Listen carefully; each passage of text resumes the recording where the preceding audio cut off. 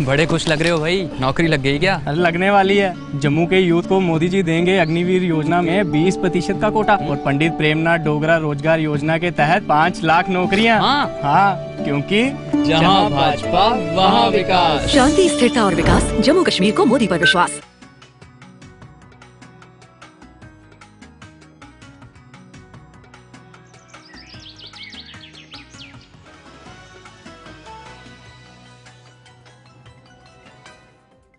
Morning India में दोबारा से आपका स्वागत है। क्षेत्रीय दलों के लिए 35 से और 370 एक बड़ा भावुक मुद्दा है, लेकिन उस बाप से क्या कहेंगे जिसने अपनी बेटी की शादी की और बेटी की शादी करने के बाद दामाद उनका देश के किसी भी भाग का रहने वाला था, पंजाब से, महाराष्ट्र से, हिमाचल से, किसी भी जगह से।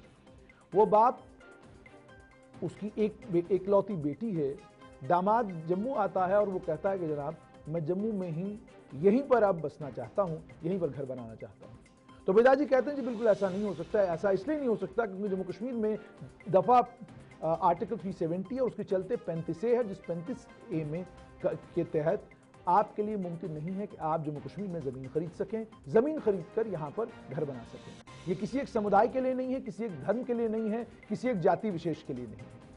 ये मुसलमान दामाद के साथ भी हुआ, ये हिंदू दामाद के साथ भी हुआ, ये सिख दामाद के साथ भी हुआ, ये सभी परिवारों के साथ हुआ। वो बेटियां जिनके माता पिता का देहांत हुआ और देहांत के बाद उनकी दुनिया भर की प्रॉपर्टी जम्मू में पड़ी हुई थी, वो उस प्रॉपर्टी को हाथ तक नहीं लगा सकती थी।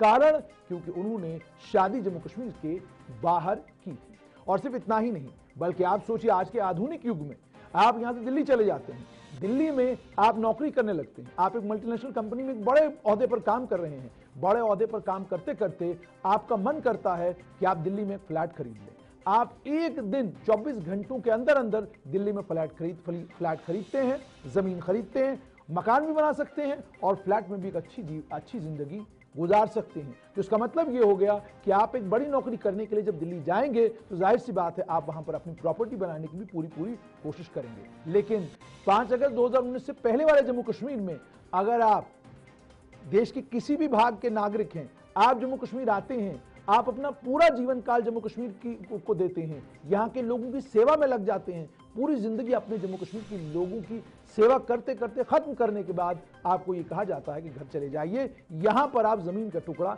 नहीं खरीद सकते। ये बहुत भावुक मुद्दा है। बहुत सारे लोग ये भी कहते हैं कि हमारी जमीनें चली गई। आप कौन से दौर में रह रहे हैं, कौन से युग में रह रहे हैं? हरियाणा जाइए, आप देखिए कि हरियाणा में विकास कहां तक पहुंचा है। आज आप बात गुड़गांव की करते हैं, आज आप बात नोएडा की करते हैं, आज आप बात उन इलाकों की करते हैं जिन इलाकों में मल्टीनेशनल कंपनियां बैठी हुई हैं, जिन इलाकों में बड़ी बड़ी बिल्डिंगें बनी हैं, बड़ी बड़ी इमारतें बनी हैं।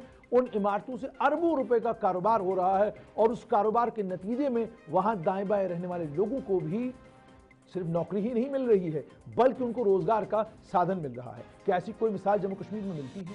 ऐसी कोई मिसाल जम्मू कश्मीर से नहीं मिलती है। धारा 370 जम्मू कश्मीर में थी। जम्मू कश्मीर के नेताओं के लिए, जम्मू कश्मीर के क्षेत्रीय दलों के लिए बहुत आसान था कि आप जम्मू कश्मीर को सोने की चिड़िया बनाते, आप जम्मू कश्मीर को सिंगापुर बनाते। लेकिन जम्मू कश्मीर की हकीकत 5 अगस्त 2019 से पहले वाले जम्मू कश्मीर की हकीकत यह है कि फोर्टिस यहां पर नहीं, यहां पर मैदानता नहीं, यहां पर कोई बड़ा जो देश का सबसे बड़ा प्राइवेट अस्पताल जम्मू कश्मीर में नहीं। और सिर्फ इतना ही नहीं, बल्कि 5 अगस्त 2019 से पहले वाले जम्मू कश्मीर में, और हालांकि आज भी परिवर्तन आ रहा है, आने में समय लगेगा, लेकिन क्या यह हकीकत नहीं कि अगर रात के 12 बजे जम्मू में कोई बीमार होता तो उसे गवर्नमेंट मेडिकल कॉलेज, उसे अगर बाईपास सर्जरी की जरूरत होती तो उसे रातों रात आपको चंडीगढ़ पहुंचाना पड़ता था, उसे रातों रात आपको पंजाब, दिल्ली, जहां आप पहुंच पाते वहां आपको पहुंचाना पड़ता था। आखिरकार कारण क्या था? अच्छा ये भी बताइए, 5 अगस्त 2019 से पहले वाले जम्मू कश्मीर में